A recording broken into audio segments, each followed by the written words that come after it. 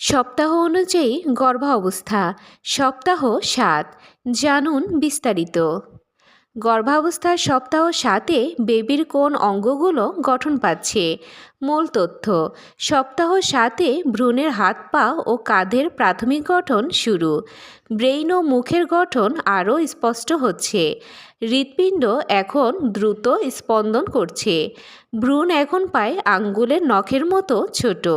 সম্ভাব্য লক্ষণ: বমি বমি ভাব ও খাবারে অরুচি, অতিরিক্ত ক্লান্তি, স্তনে টান বা ব্যথা, হালকা মুড পরিবর্তন।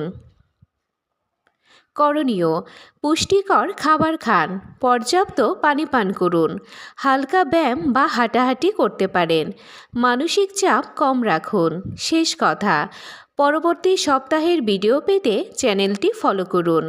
আজকের মতো এই পর্যন্তই। আল্লাহ হাফেজ।